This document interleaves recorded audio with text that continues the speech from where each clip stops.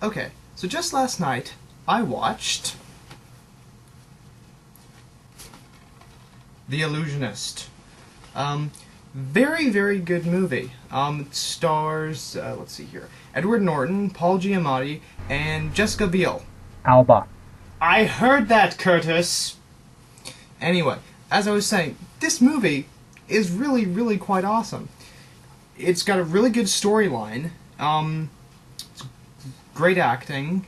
I'll give you the basic rundown without trying to avoid spoilers as much as possible. Basically, this story is about a famed illusionist, Eisenheim the Illusionist, who is making quite a... well, he's very, very popular in Vienna.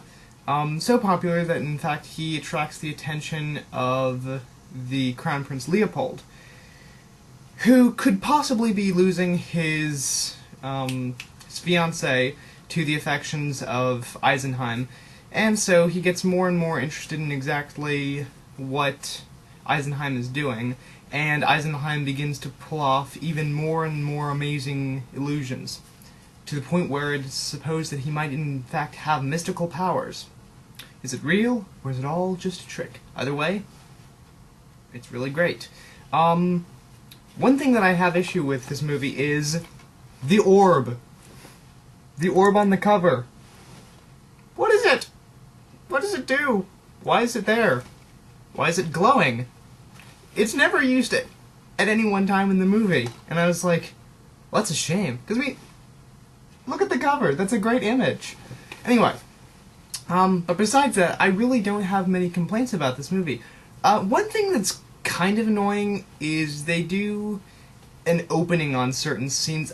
I guess it's supposed to evoke the sense of a spotlight, but they basically fade open with an iris effect, which is just kind of annoying.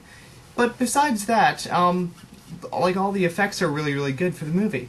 And the great thing about this is, like, if you watch other movies like the Harry Potter series, which are saturated in magic of any kind isn't going to be super, super impressive.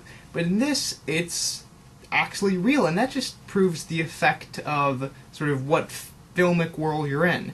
So with this movie, when he's performing these absolutely astounding illusions, they're just much more amazing. Like, there's this one scene where he takes off his gloves and he throws them into the audience, and they become crows. Storyline's good. The cinematography is pretty unique. Well, not unique. It's really good. I think that a very definitive thing, a very defining thing, rather, about this movie is the score. It uses a lot of strings. It's really it gives a very steady, haunting feel to it. Very well done. Like I said, the acting is great.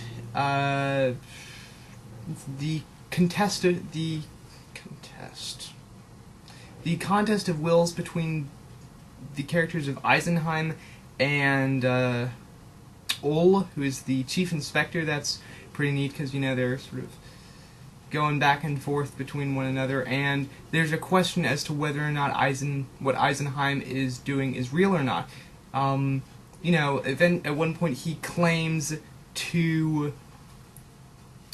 once he starts doing these really, really impressive illusions, I'm not going to tell you what they are, people believe to think that he's the real deal. I mean, when Ull brings him in and says, you could be convicted of fraud, first of all,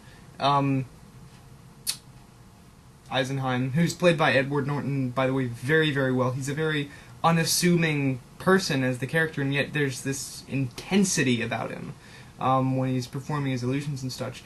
He just says, everything I've seen is an illusion. It is not real, it is a trick.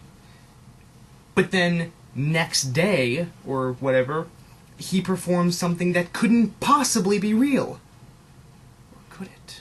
Very, very good. And I think, as far as tying plot lines together, the ending of this movie, it's probably one of the greatest demonstrations of tying everything together that I've seen since the one scene in wholes, where they sort of bring together the fact that, Zero is actually the descendant of Madame Zeroni, so on and so forth.